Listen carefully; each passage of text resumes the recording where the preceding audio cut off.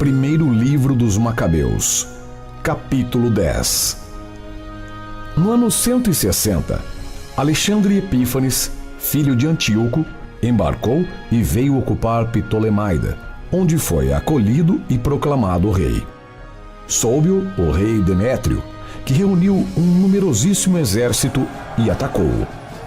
Enviou a Jonatas uma carta cheia de palavras de paz para lisonjeá-lo, dizendo consigo mesmo: apresentemo-nos em fazer a paz com os judeus antes que eles a façam com Alexandre contra nós, porque certamente eles se lembram do mal que lhes fizemos, a eles, a seus irmãos e a sua raça. Concedeu-lhe a liberdade de reunir tropas, de fabricar armas e de ser seu aliado, e mandou-lhe entregar os reféns aprisionados na cidadela. Jonatas veio então a Jerusalém e leu a mensagem diante do povo todo e diante das tropas que ocupavam a cidadela. Estes ficaram tomados de um grande medo quando souberam que o rei lhe havia permitido levantar um exército. Os guardas lhe entregaram os reféns e ele os entregou a seus pais. Ficou habitando em Jerusalém e começou a edificar e a restaurar a cidade.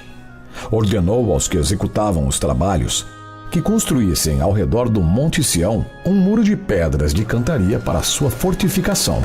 E isso foi feito. Os estrangeiros que se achavam nas fortalezas edificadas por Bacdes fugiram. Cada qual deixou seu posto para se refugiar no seu país. Sobraram somente em Bet-sur alguns dos desertores da lei e dos preceitos, porque achavam ali um refúgio seguro. Entretanto, soube o rei Alexandre da carta que Demétrio havia enviado a Jonatas, e contaram-lhe as batalhas e feitos deste e de seus irmãos, como também os trabalhos que tinham suportado. E ele disse: poderemos nós achar um homem semelhante a este? Procuremos imediatamente fazê-lo nosso amigo e nosso aliado.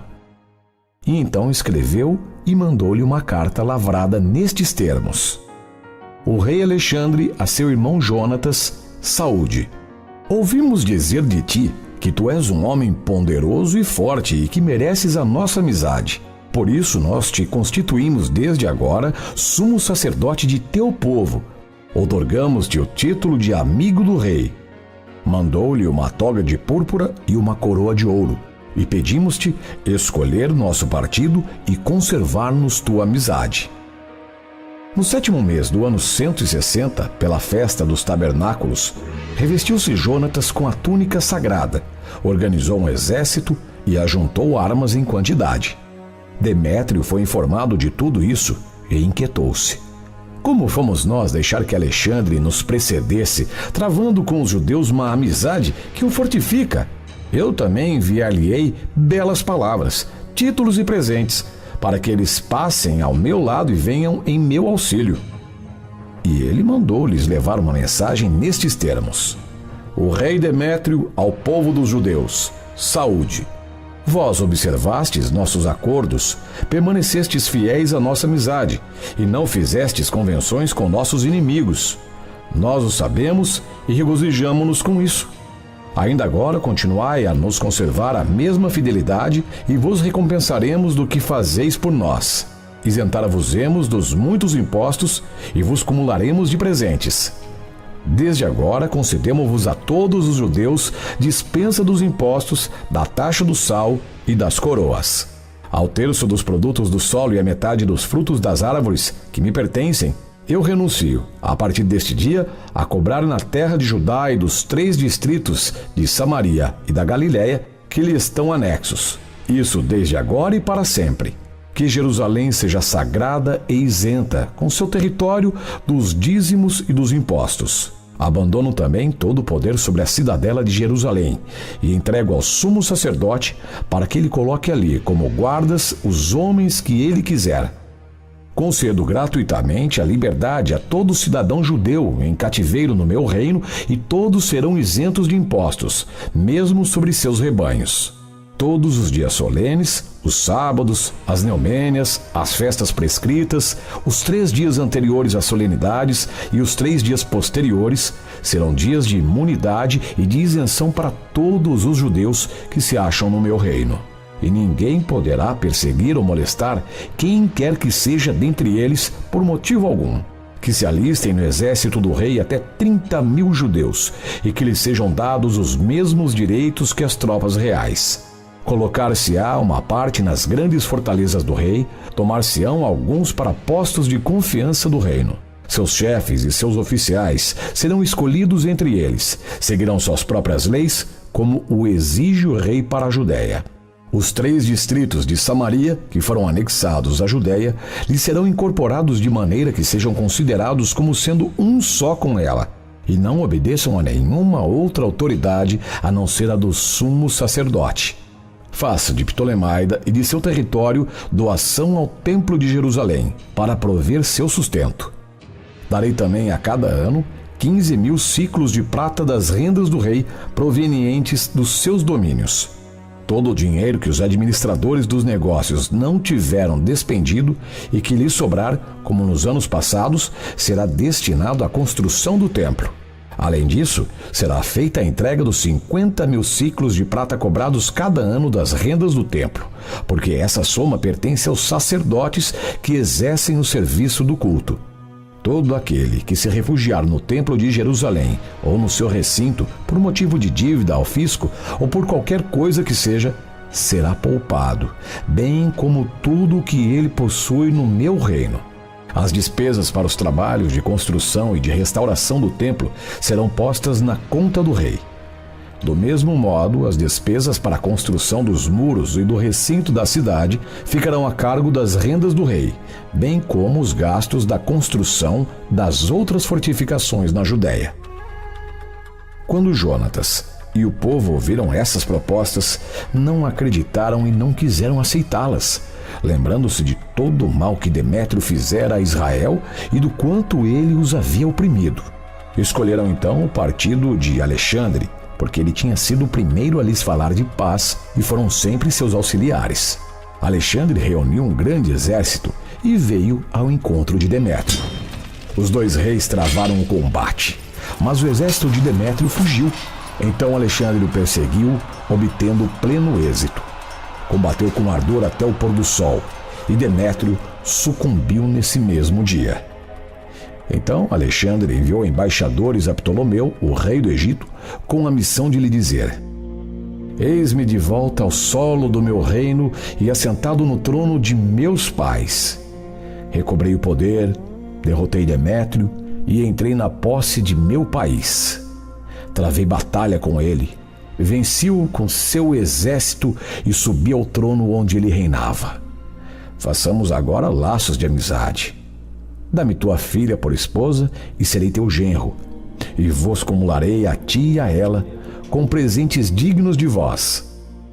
O rei Ptolomeu respondeu: Venturoso o dia em que entraste na terra de teus pais e te assentaste no trono de seu reino. Por isso dar-te-ei o que me pedes, mas vem ter comigo em Ptolemaida, para que nos vejamos, e farei de ti o meu genro como desejas. Saiu Ptolomeu do Egito com sua filha Cleópatra e foi a Ptolemaida no ano 162. Deu-a em casamento a Alexandre, que lhe veio ao encontro e celebrou as bodas com real magnificência. O rei Alexandre escreveu também a Jonatas para que viesse procurá-lo, e este se dirigiu a Ptolemaida com pompa, onde encontrou os 2 reis. Ofereceu-lhes, como também a seus amigos, prata, ouro e numerosos presentes, e conquistou sua confiança inteiramente. Todavia, alguns perversos de Israel reuniram-se contra ele e esses ímpios quiseram acusá-lo, mas o rei não lhes deu atenção alguma. Ordenou até mesmo que lhe tirassem as vestes de Jonatas para revesti-lo de púrpura, o que foi feito, e o rei fê-lo assentar-se junto de si. Disse também aos grandes de sua corte: Saí com ele para o meio da cidade e proclamai que ninguém o acuse por qualquer coisa que seja e ninguém o moleste de maneira alguma. Quando seus acusadores o viram assim, exaltado publicamente e revestido de púrpura, fugiram. Honrou-o o rei, inscreveu-o entre seus primeiros amigos e deu-lhe o título de chefe do exército e de governador. Após isso, regressou Jonatas a Jerusalém, tranquilo e alegre. No ano 165, Demétrio, filho de Demétrio, voltou de Creta à terra de seus pais. Com essa notícia, Alexandre, muito contristado, partiu para Antioquia. Demétrio constituiu Apolônio como governador da Celecíria.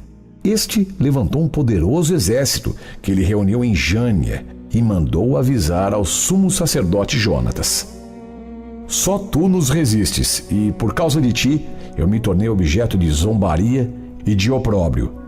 Por que te fazes de arrogante diante de nós em tuas montanhas? Se tens ainda confiança em suas tropas, desce agora das montanhas a nós na planície, onde nos poderemos medir, porque tenho comigo a força das cidades. Informa-te e saberás quem sou e quais são os meus aliados. Estes também dizem que não podereis manter-vos de pé diante de nós, porque já 2 vezes teus pais foram afugentados em sua própria terra. Hoje não poderás mais resistir à nossa cavalaria e a um tal exército nesta planície, onde não há nem pedra, nem rochedo, nem esconderijo algum para se refugiar. Ouvindo estas palavras de Apolônio, indignou-se Jonatas, e tomando consigo 10.000 homens, saiu de Jerusalém. Seu irmão Simão trouxe-lhe reforço. Veio acampar defronte de Jope, que, possuindo uma guarnição de Apolônio, fechou-lhe suas portas. Jonatas atacou-a. Os habitantes, espantados, abriram-lhe as portas e assim Jonatas conquistou Jope. Sabendo Apolônio, pôs a caminho 3.000 cavaleiros e um poderoso exército. E de lá dirigiu-se para Azote. Como se fosse atravessá-la ao mesmo tempo, ganhou a planície, porque possuía uma numerosa cavalaria na qual se fiava. Jonatas perseguiu-o até Azote e os 2 exércitos chocaram-se. Apolônio havia deixado escondidos 1.000 cavaleiros para pegar os judeus de emboscada. Mas Jonatas foi informado da emboscada dirigida contra ele. Os inimigos cercavam sua formação e desde a manhã até o pôr do sol atacaram seus homens. O povo permanecia firme em suas fileiras, como Jonatas havia ordenado, enquanto que os cavaleiros do inimigo se fatigavam. Em seguida, Simão avançou com sua tropa e travou uma batalha contra a falange. Quando a cavalaria já estava enfraquecida, o inimigo aniquilado foi posto em fuga. Os cavaleiros se dispersaram pela planície e os fugitivos alcançaram Azote, onde se refugiaram no templo de Dagom, seu ídolo, para ali se porem em segurança. Jonatas incendiou Azote e todos os povoados das circunvizinhanças depois de tê-los pilhado. Queimou o templo de Dagom com todos os que estavam ali refugiados. O número dos que pereceram pela espada ou pelo fogo foi cerca de 8.000. Jonatas partiu de lá e veio acampar diante de Ascalon, cujos habitantes saíram-lhe ao encontro, rendendo-lhe grandes honras. Em seguida, alcançou Jerusalém com seus companheiros, carregados de espólios. Quando o rei Alexandre soube desses acontecimentos, quis honrar ainda mais Jonatas. Mandou-lhe uma fivela de ouro, como se concedia aos pais dos reis, e deu-lhe como propriedade pessoal Acaron e seu território.